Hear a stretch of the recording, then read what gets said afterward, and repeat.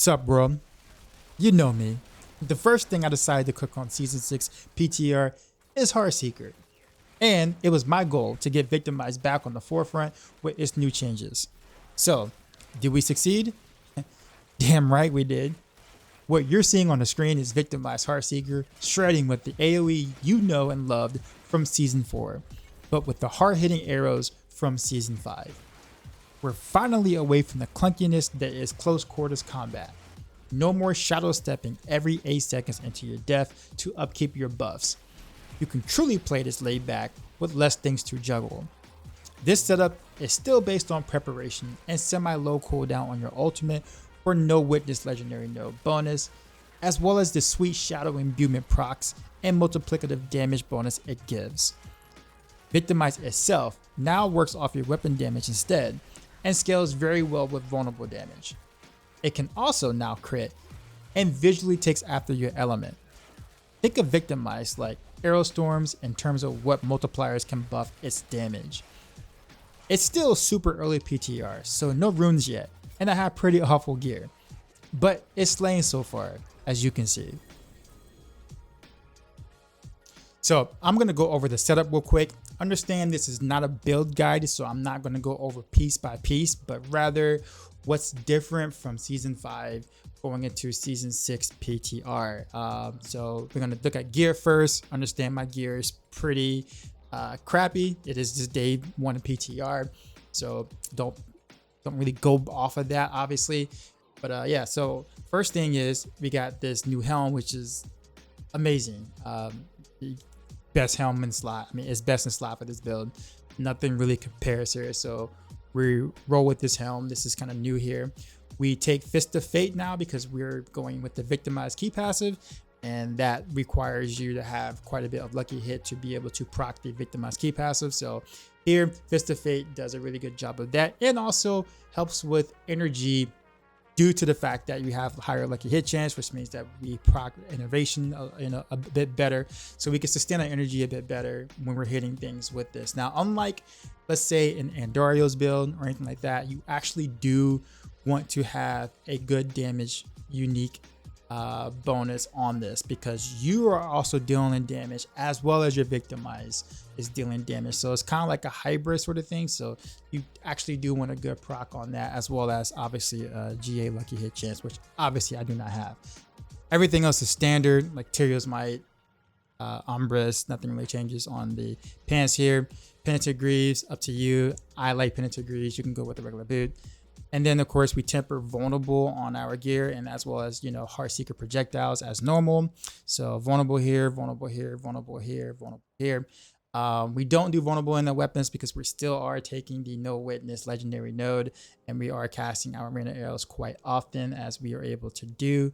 But we did remove Starless Skies from the build. We did that because we used to have Shaco, and we had a lot of cooldown, so we could run Starless Skies for just a teeny bit more damage. But in this case scenario, because we don't have a lot of cooldown, we have to be able to spend a lot of energy to be able to get our Rain of Arrows cooldown.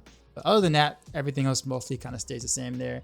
Now for skills, it's not fully fleshed out. Again, still kind of experimenting here, but mostly the same things. Heartseeker, Sturdy, Siphoning Strikes, your norm here.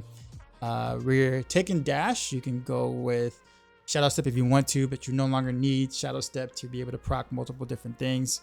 All you need to do is just dash for your Tricks of the Trade legendary node, and that's it. You don't have to hit anything at all. It's actually really refreshing. Of course, your cow traps, all of your buffs in this little circle here for unstable elixirs, trick attacks, and weapon mastery, of course. Coming down here, smoke grenade, normal stuff. No more poison smoke grenade, because if you notice, we're not using Pain Gorger's gloves anymore, so we have no reason to have this at all, really. So we just go with the reduced smoke grenade here.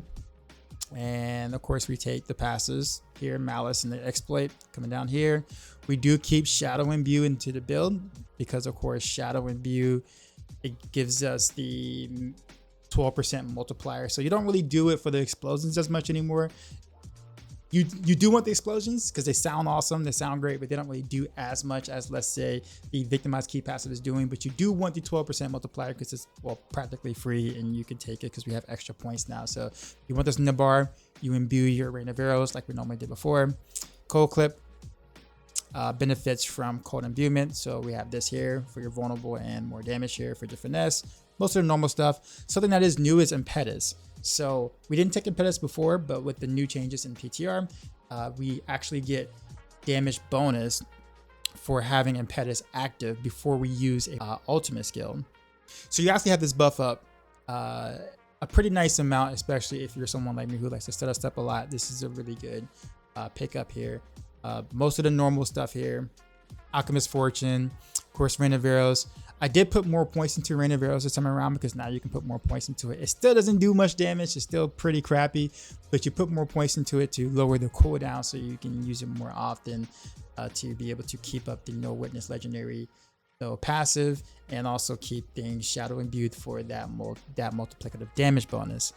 No more passives, Innervation, Second Wind, and of course Victimize. And this is the big dog of season 5. If you notice, it says current damage 1.5 million.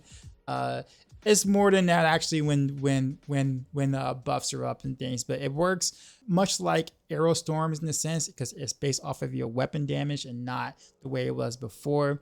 So it actually does crit, which is a very good thing.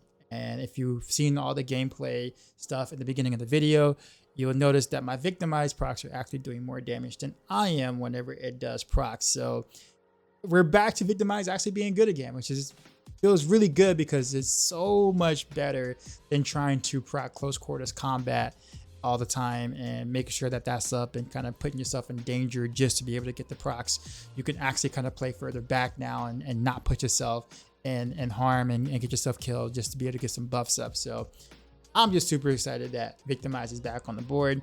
We spent a lot of time on PTR making this work. So I'm glad to kind of put this out and show you guys, hey, you can play Victimize in season 6. It's awesome. So let's talk about Paragons real quick. Gonna keep this short because of course you can't really see everything. So just check the planner. One of the big things that you notice is that we can only have 5 boards now. So with that being said, what's really different is the Headhunter glyph, which is a new glyph we take and we slap this on the triggers to the trade board. We pick up some of the bonuses that happens here. It's really cool that it grants bonuses to your normal nodes. So that's more dexterity and things, which is going to equate to more damage. So it's just really cool to have just a flat glyph that's just buffs practically most, if not all of your damage. So we do take that. And the only other change from season 5 is that when we go to the No Witness board here, we actually put the exploit glyph because of course we're doing Victimize, so we want to go vulnerable damage. So this is one of the first glyphs that you want to max out and level up quite quickly because that scales really well with Victimize. And so we put it on No Witness because that's going to give you the most strength value of all the boards for the exploit glyph. And that's pretty much it. So keep in mind, this is just PTR and this is day 1. So we don't have any runes or anything that we can test with, and I don't have a lot of really good stuff quite yet. So make sure you check me live on stream as I continue to build upon this. But super glad that we are able to play Victimize now because close quarters combat just felt clunky, but it was a necessary evil because we didn't have any other choices in season 5. So catch me live on Twitch as I do more builds like this. And as always, till next time.